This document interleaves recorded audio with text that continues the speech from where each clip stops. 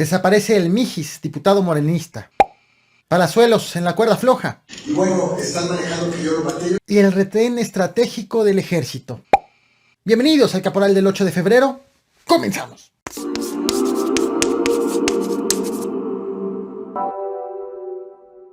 Así es como se roban el dinero en los cajeros automáticos.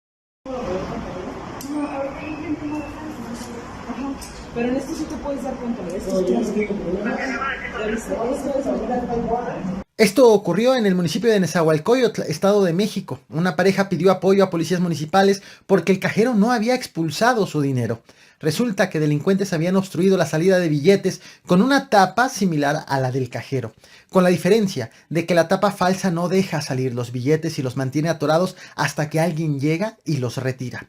La policía asegura que la tapa real es de metal, mientras que la falsa es de plástico. El problema que tenías era de que no salía tu dinero, era porque tenía esta tapa. El compañero la quitó y pues ya pudieron recuperar su dinero.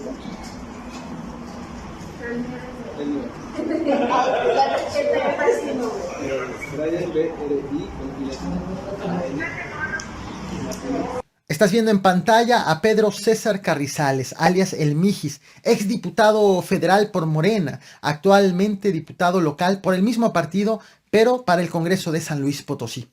En este video que te traje a este canal, te platiqué cómo el pasado 30 de octubre fue reportado como desaparecido tras acudir a protestar a un concierto en San Luis Potosí. 15 horas después de esa ocasión, fue encontrado por elementos de la Guardia Nacional y sobre este hecho ya no se revelaron detalles de qué fue lo que ocurrió. Lo que ves ahora en pantalla es una ficha de búsqueda dada a conocer hace apenas unas horas. El Mijis nuevamente está desaparecido, aunque la ficha es nueva. Se informa que no se sabe de él desde el pasado 31 de enero.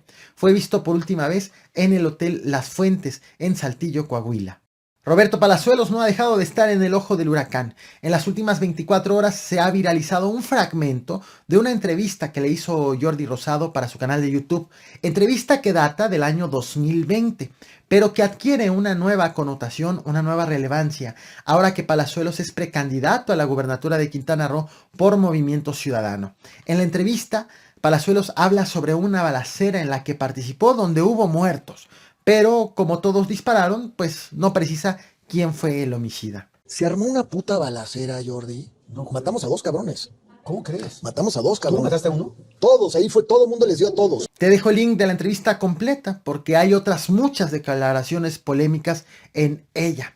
Tras la viralización de este fragmento que te compartí, no solamente mexicanos, sino hasta integrantes de Movimiento Ciudadano han pedido retirar de la precandidatura a Palazuelos. Tras la presión, el empresario ofreció hace unas horas una conferencia de prensa para matizar lo dicho en la entrevista con Jordi Rosado. 1. Dice que él no mató a nadie. Y 2. Él solo disparó al aire. A saber. Yo tiré un tiro al aire. Mi arma era un arma que estaba registrada, una aportación de la Secretaría de la Defensa Nacional, otorgada por un general del Ejército. Quien era el jefe de gobierno en aquel entonces era el señor Andrés Manuel López Obrador. Había una inseguridad terrible en la Ciudad de México. Y bueno, están manejando que yo lo maté. Yo nunca maté a nadie. Yo nunca nada. Y fue una legítima defensa. No tengo antecedentes penales. Te presento a Jorge Miranda Castro. Él fue secretario de Finanzas del Estado de Zacatecas en la administración pasada, encabezada por el priista Alejandro Tello. Te lo muestro ahora. Jorge Miranda Castro como presidente municipal de Zacatecas, ahora por el partido de Morena. Resulta que una empresa especializada en medición de consumo de electricidad, llamada Sistemas y Servicios para el Alumbrado Público, presentó una denuncia en contra del alcalde, acusándolo de extorsión por 2.7 millones de pesos, cuando Jorge Miranda era secretario de Finanzas del gobierno estatal anterior. La denuncia también va en contra del hijo del ahora alcalde, Jorge Miranda Herrera, y en contra de Guadalupe Alejandro González Navarro, quien desde la administración del priista Alejandro Tello y en la administración actual del morenista David Monreal es el procurador fiscal. Según los denunciantes, los acusados condicionaban los pagos de contratos a cambio de que les dieran primero 2.7 millones de pesos y después el 30% y hasta el 50% del valor de cada factura de moche. moches que presuntamente usarían para la campaña a la presidencia municipal. En su defensa, el ahora alcalde de Zacatecas ha negado estas acusaciones y señaló que la empresa quiere afectarlo, por lo que ya presentó una denuncia en su contra. Y de Zacatecas nos vamos a Tamaulipas. También continúa otro escándalo, en este caso con el alcalde de Ciudad Victoria, el morenista Eduardo Gataz. Primero, polémico por haber usado una camioneta de lujo blindada, comprada por la empresa de Sergio Carmona, un empresario de Tamaulipas acusado de huachicoleo ejecutado en noviembre pasado en Nuevo León. Después, polémico, el alcalde ya a su llegada al cargo, él presumió austeridad en el municipio. Dijo que había cobrado solamente 6,400 pesos en su primera quincena y sin pasado como empresario, salvo por unas discotecas que tuvo y cerró hace más de una década.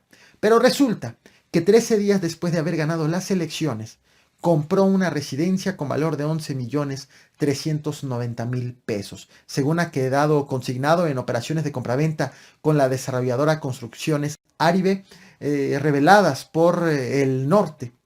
Para esa residencia se asegura que hizo un pago inicial de contado por 2,850,000 pesos. La residencia se ubica en la zona costera de Playa Miramar, en Ciudad Madero. En su defensa, el alcalde asegura que ese inmueble no es de su propiedad y que aunque ya vio los documentos hechos públicos, pues él dice que no es de su propiedad esa residencia. En su justificación también se desató otra polémica. Dijo que la última propiedad que adquirió se lo regaló su esposa hace 6 años, pero resulta que esa propiedad no la había declarado como propia, a lo que ha justificado que no lo hizo porque sigue a nombre de su esposa, propiedad que por cierto tampoco reveló en dónde se ubica y cuánto cuesta. A propósito, la historia del empresario acusado de huachicoleo y de haber dado camionetas blindadas no solamente a este alcalde, sino a otros políticos morenistas en Tamaulipas, te la traje a mi canal secundario, el Caporal Podcast. También lo encuentras en todas las plataformas de audio como Spotify, Google Podcast, iTunes, bueno, en todas. Tú solamente entra a tu plataforma de audio favorita y escribe El Caporal Podcast. Ayer te platiqué del caso Eduardo Salomón, un adolescente de 16 años de edad que cuidaba a sus hermanitos menores mientras sus papás trabajaban, cuando de pronto vio llegar a su casa a hombres sospechosos. Escuchó ruidos extraños. Lalo, como lo conocían, le dijo a sus hermanitos que se escondan en el baño de la planta alta y alcanzó a llamarle por teléfono a su papá para pedirle ayuda. Finalmente a Lalo, se lo llevaron estas personas. El menor fue encontrado muerto este fin de semana. Este martes se ha informado de la primera detención por este crimen. Nada más, sin detalles sobre este caso, pero una detención. No solo en México, en Centroamérica ha circulado un video. Este video, hombres armados, presuntamente de origen mexicano, aseguran haber llegado a Honduras para reclamar un cargamento. Ya estamos en Honduras para que nos entregues las cosas que nos quitaste. Este tema lo verás en mi próximo video, así que no olvides suscribirte y activar la campana de notificaciones. No todos los días tenemos aseguramientos de gran calado por parte de las autoridades. El ejército mexicano ha informado que en compañía de la policía de San Luis Potosí revisaron una pipa en un punto carretero ubicado en Villa de Arista. Una revisión propia de un filtro. Y al interior de esta pipa vieron que esta tenía doble fondo. De tal forma que, como ves en pantalla el vehículo, le encontraron 278 paquetes de coca, un peso aproximado de 300 kilos, con valor en el mercado de más de 150 millones de pesos. La mercancía fue asegurada, el conductor también fue detenido. No revelaron las autoridades, ni la Secretaría de Seguridad Pública Estatal, ni el Ejército, a qué grupo delictivo pertenecía. Pero lo que llama la atención no es este aseguramiento, sino la repetición de este tipo de aseguramientos en filtros militares, precisamente en este mismo lugar. 2 semanas antes, el 25 de enero, también en Villa de Arista, también en un filtro del Ejército, fue revisado un tractocamión y le encontraron a 134 kilos de coca, ocultos en compartimientos. Lo incautado equivale, según el ejército, a 400,000 dosis. En esa operación fueron detenidas 2 personas. Se trata, entonces, de un filtro ubicado estratégicamente en el paso de mercancía ilegal. Estás viendo en pantalla imágenes. No olvides reventar el botón de like, compartir y suscribirte. Nos vemos al rato con más información. Muchas gracias.